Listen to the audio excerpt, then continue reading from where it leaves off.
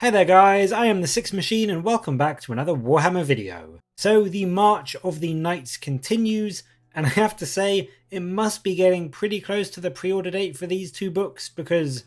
honestly GW must be running out of things to talk about for the Chaos and the Imperial Knights. They have given us so much of what to expect in these books, but one thing they haven't given us until today is the Chaos Knight army specific set of rules. And so yes, today we get to see the ability that you will get if you run a pure Chaos Knight army, and this is the new, very chaosy, very cool Harbingers of Dread ability.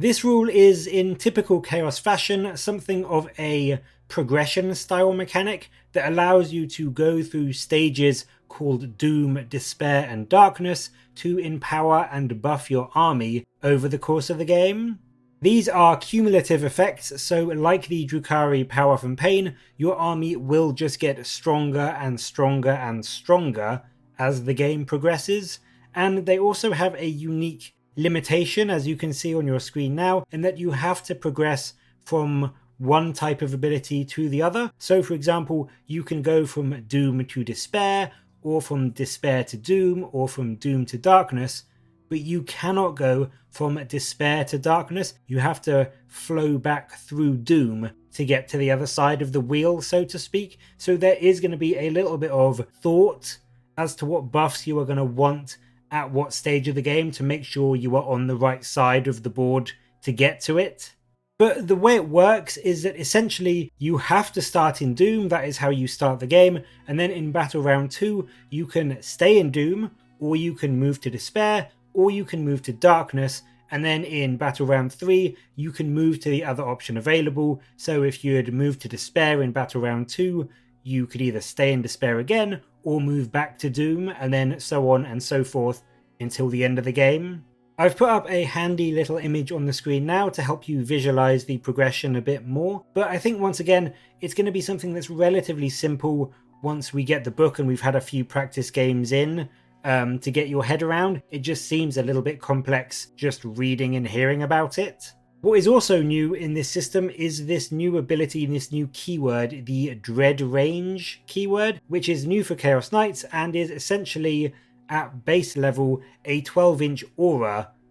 which these abilities kind of proc off on or go off on. But there are apparently ways to buff it or extend it in the book, so this could give your Harbingers of Dread ability quite a hefty range over the board. In terms of the abilities themselves, however, they show off a few, and the one you have to start the game with is the Doom ability Dreadhost, which forces -1 to enemy leadership and also means that enemies have to subtract 1 from combat attrition tests. It's okay, I guess, and it's good when you consider that these are cumulative, so this will stick around all game, but as far as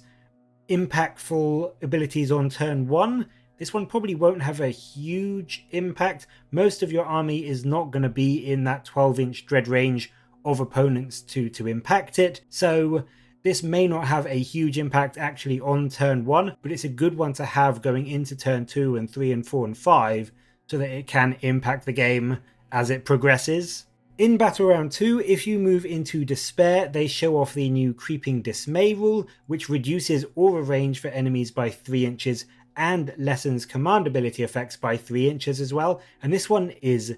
big. This one is really good. In Round 2, you are probably going to have a lot of enemy units lined up and in position to get,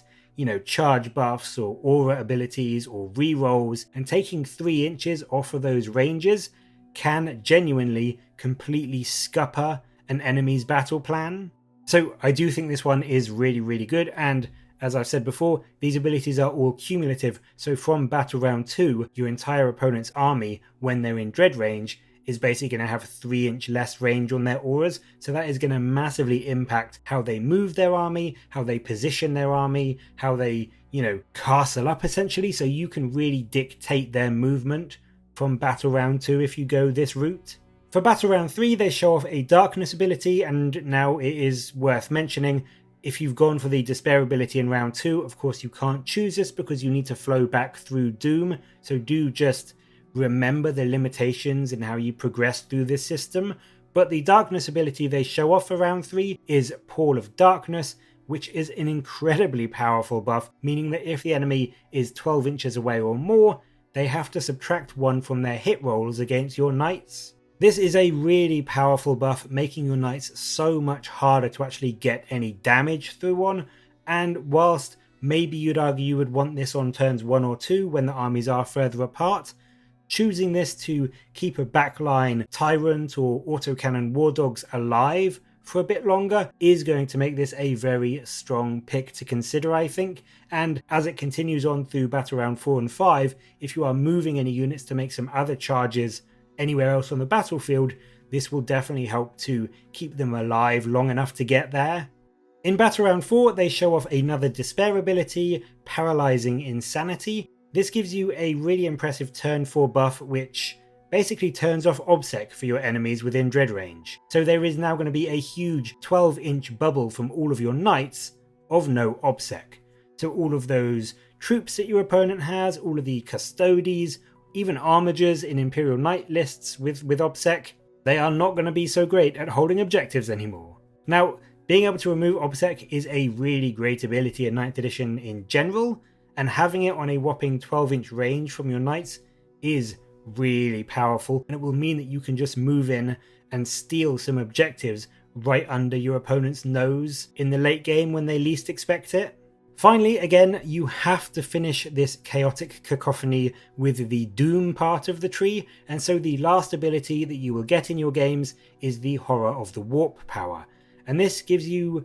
again in dread range, a -1 from enemy combat attrition tests, and also on combat attrition test rolls of 1, 2 enemies flee instead of 1. And remember, these abilities are cumulative, so this does stack with the Dread Host ability from turn 1, meaning that enemies will run on combat attrition rolls of 1 to 3, and they will lose an extra model on rolls of 1. So you can easily force huge amounts of models to run away right at the end of the game, which again could help you to steal that last minute objective right out from under them, especially when you consider they're not going to be Obsec as well. I think overall, if I'm being honest, these abilities seem slightly less powerful than some of the Imperial Knight rules we've seen, but it is important to remember that these are cumulative, and so depending on what the other options are and what you go for in terms of how you progress down the tree, this could lead to some very, very nasty combinations of buffs and debuffs that you can bring to the battlefield. And it's also worth mentioning, these are chosen at the start of the battle round, so you can be quite reactive with them and make your decisions about which one to go for based on how the fight is going and what you think your opponent is going to be doing during their turn. So there really is a lot of flexibility and a lot of potential stacking buffs that will be available to Chaos Knights with this system. Again, I think this is really cool. It's a really fluffy, really fun, really powerful set of abilities for the Chaos Knights, and leans in even more to the individualistic, selfish idea of the knights spreading their own auras of despair and darkness as they stalk across the battlefield. So I really, really do love this, and I think it will be really fun and really exciting to see what other combos you can come up with as you progress down this system. But as always, what do you think of these rules? Do you think you will be heading down the despair tree or the darkness path, or will you be planning on staying in Doom for most of the game? Let me know in the comments below, and as always, thank you very much for watching. Please do like and subscribe for more Warhammer content from me, but until next time, I'll catch you later, guys.